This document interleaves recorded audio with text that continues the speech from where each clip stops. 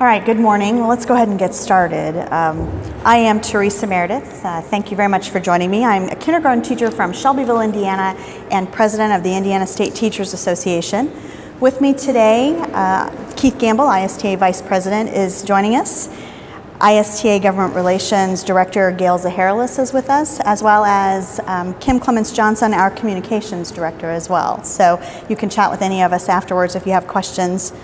It's my privilege as ISTA President to represent thousands of educators from every county and every corner of the state. Each and every day, our members strive to serve our public schools and to prepare our kids for the future. Today, I'd like to share the highlights of our legislative agenda this session, an agenda that is focused on real solutions to real challenges facing today's classrooms.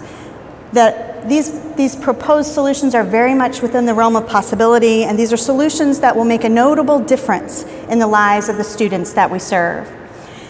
While I will mention only a few, you will find the rest of them noted in the packet that you should have received. And if you didn't get one, there is a red folder over on the table, so be sure you grab one of those. Every child in Indiana deserves the right to a public education filled with caring, qualified, committed teachers, paraprofessionals, custodians, bus drivers, school nurses, cafeteria, maintenance, and office staff. Cuts that would have been unimaginable just a few years ago are becoming commonplace in Hoosier public schools. We have witnessed cuts to the arts and athletics, clubs and curriculums, community supports, and transportation. Teachers and education support professionals use their own money to continue their own personal education, but also to fund things that their students need, like classroom supplies, uniforms in some situations, and sadly, all too often, food. Indiana's child poverty rate is at a record high, and the devastation of this problem is having a profound effect on our schools. If Indiana is going to be the state that works, we must have a vibrant and forward-moving public education system. Our agenda is rooted in good old Hoosier common sense, solutions based on 3 R's: respect, recruit, retain. First, we need to respect our teachers and education support professionals by listening to them and allowing them to lead in their areas of expertise. Secondly, we must commit to recruiting the best and the brightest into the profession for now and for future generations. And finally, we need to stabilize our schools by retaining our amazing and inspiring educators who are already there. As Indiana prepares to celebrate its 200th birthday, ISTA is prepared to offer real solutions designed by real, professional, practicing educators to address the real issues facing our professions. These solutions will not only lead to greater success for our students, but will also lead to greater success in retaining and attracting a workforce that will make Indiana's public schools second to none. It is time for the governor and the legislators to realize that their actions speak louder than words. Releasing a well-worded, staff-generated press release on Teacher Appreciation Day just isn't truly respecting our work. So let's start with respect. Educators feel disrespected by those who have created policies which have diminished teacher professional judgment and autonomy. Policymakers have an opportunity to show Hoosier educators that they really are valued. Here are some solutions that we call on the governor and the legislature to consider. For starters, let's pause accountability. ISTA has been calling for this pause for some time. This is a perfect example of the disrespect that is demonstrated towards educators in this state. We have been calling for this pause for some time, and now policymakers, nearly 2 years later, have begun to recognize its importance. We need to suspend invoking accountability consequences with regard to schools, districts, communities, and teacher evaluations during the current school year, as well as the 16-17 school year, while Indiana transitions to its new state standards and assessments. Additionally, we need to restore collective bargaining for the issue of days and hours worked. And we need to separate the evaluation decisions from salary calculations, at least until student test implementation and results are considered stable and solid. Let's broaden the timeline for the formal bargaining to at least November 15th to allow school districts greater flexibility and more accurate financial projections based on the average daily counts and the benefit costs.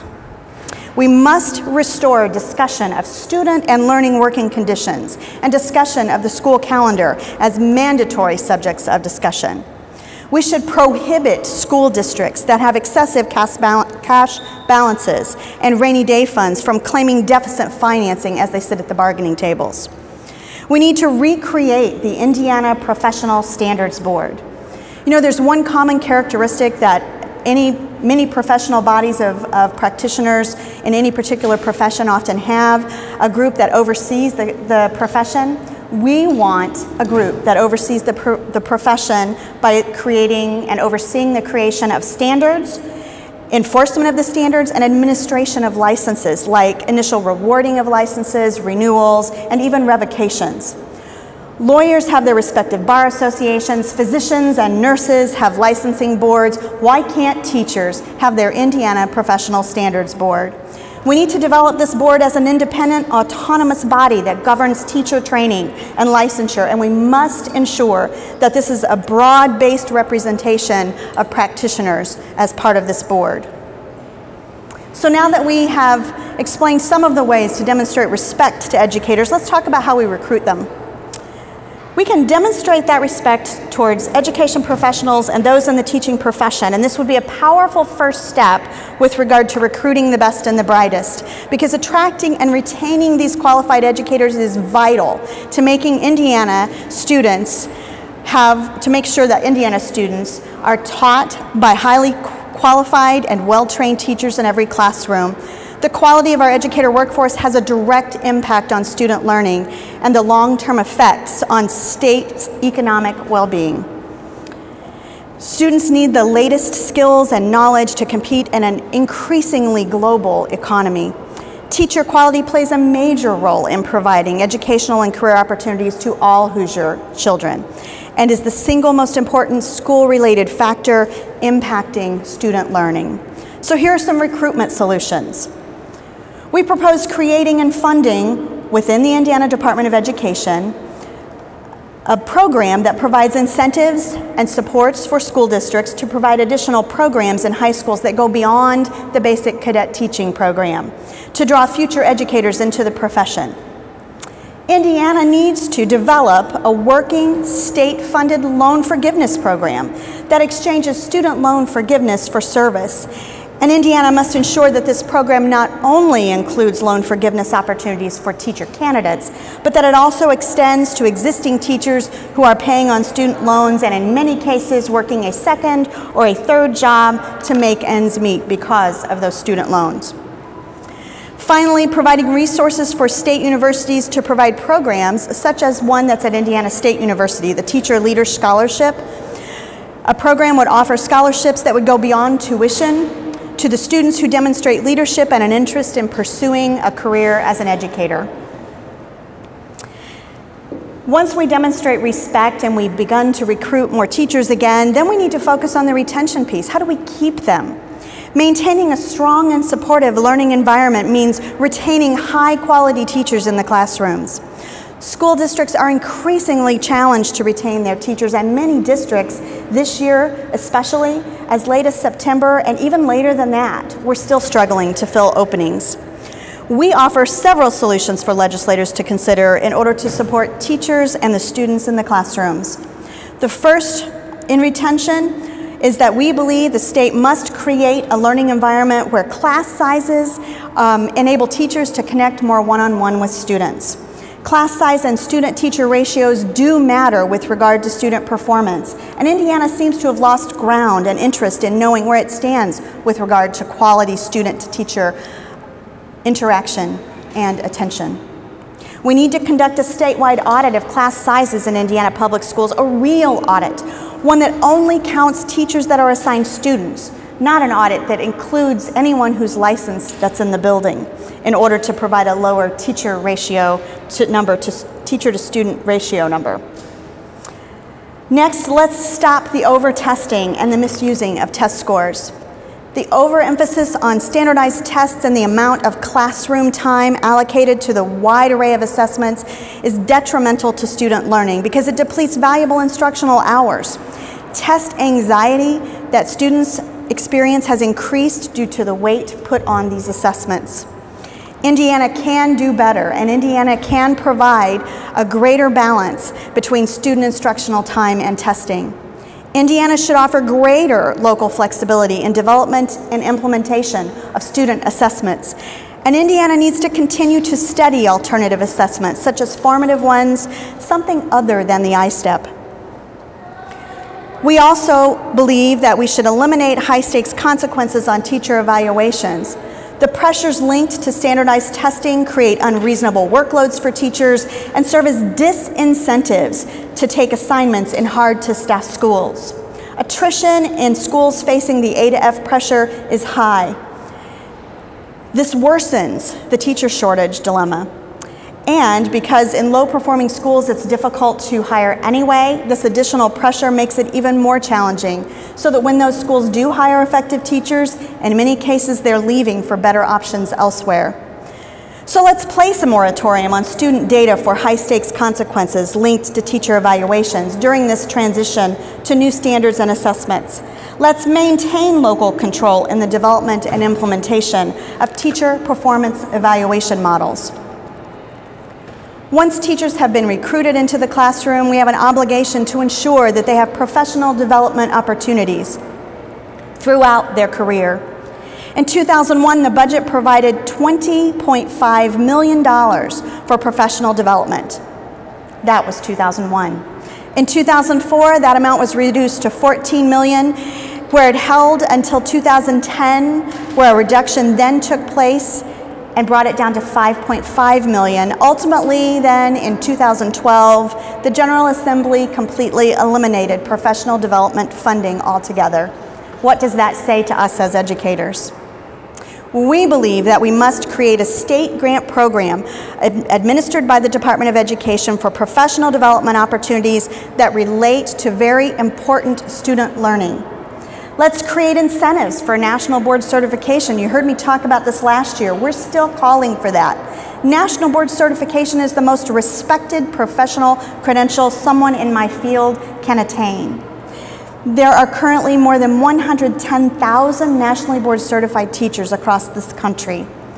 It is a performance-based and peer-reviewed process. And while neighboring states offer incentives and enjoy national certified teachers by the thousands, Indiana has 169. 169 total national board certified teachers in our state. And that places us 43rd in the country. 43rd. Let's create a long-term commitment encouraging Hoosier educators to pursue national board certification and then leverage those experts in districts to raise the practice of teaching district by district. The goal would be to have at least one nationally board certified teacher in every public school building in Indiana by the year 2025. The state would commit to provide national board certification fee subsidies for up to 200 teachers each year for the next 10 years. Let's make that commitment. Let's provide each successful candidate for national board certification an annual salary stipend of $2,000 each year over the life of their 10-year license. That's 10-year, Y-E-A-R. In return, national board certification will agree, those candidates would agree to serve as mentors in the school districts they serve.